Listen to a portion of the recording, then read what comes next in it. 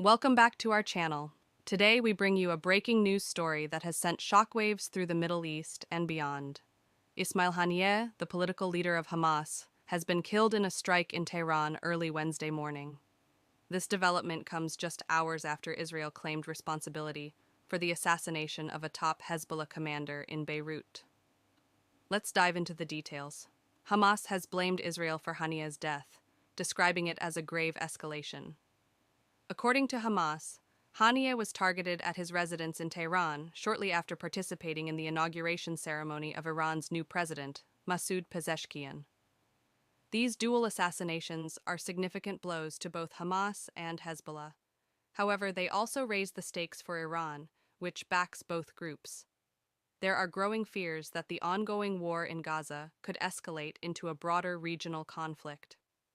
Iran's new president, Masoud Pezeshkian, responded swiftly. He posted on X, stating that his country would defend its territorial integrity and honor, vowing to make the terrorist occupiers regret their cowardly action. Meanwhile, the Israeli military has declined to comment on Haniyeh's death. Hamas official Sami Abu Zuhri told Reuters that Haniyeh's killing was a grave escalation that will not achieve its goals. Despite the loss, Hamas has survived past assassinations of its top leaders, including Haniyeh's mentor, Ahmed Yassin, in 2004. It's important to note that Haniyeh had not commanded operations on the ground in Gaza since he went into exile in 2019.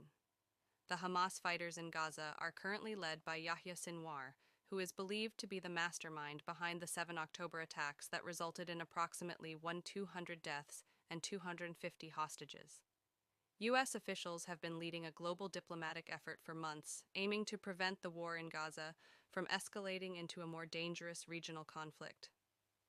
With the recent events, the prospects of a broader war seem to be inching closer.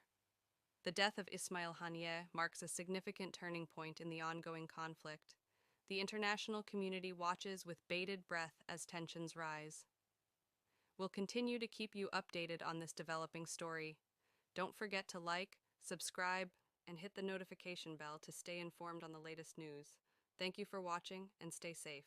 In the wake of Ismail Haniyeh's assassination, the Biden administration's push for a temporary ceasefire and hostage release deal in Gaza has been thrown into disarray. Since the conflict began on 7 October, nearly 40,000 Palestinians have been killed and over 90,000 wounded, according to Gaza's health authorities.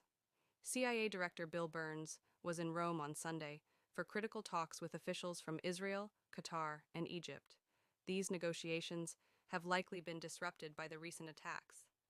Complicating efforts to reach a ceasefire, Iranian state television reported that Haniyeh's death could delay a ceasefire in Gaza by several months and provoke retaliation from Iran-backed militant groups in the region. The timing of Haniyeh's death is particularly striking, coming just hours after Israel claimed responsibility for the killing of Hezbollah's top military commander, Fuad Shukr, in a South Beirut suburb. The strike was in response to a rocket attack that killed 12 children over the weekend. Hezbollah confirmed on Wednesday that Shukr was in the apartment building hit by Israel, but stated that they were still awaiting news on his fate. Civil defense teams have been working diligently but slowly to remove the rubble due to the state of the destroyed layers, the group said. Lebanon's foreign minister, Abdallah Abu Habib, expressed shock at the Beirut strike, noting that Israel's allies had assured a limited response that would not produce a war. "We did not expect to be hit in Beirut," he told The Guardian. "We thought these were red lines that the Israelis would respect." On Wednesday morning, Russia and Turkey condemned Haniyeh's assassination. Moscow called it a completely unacceptable political killing, while Qatar, which has been pivotal in Gaza ceasefire negotiations, labeled the attack a dangerous escalation. Haniyeh had often urged Palestinians to remain steadfast despite personal losses.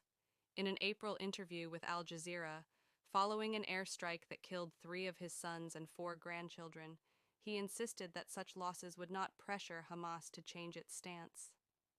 The situation in the Middle East remains volatile, with recent events further complicating an already delicate geopolitical landscape. We'll continue to monitor the developments and bring you the latest updates. Don't forget to like, subscribe, and hit the notification bell to stay informed. Thanks for watching, and stay safe.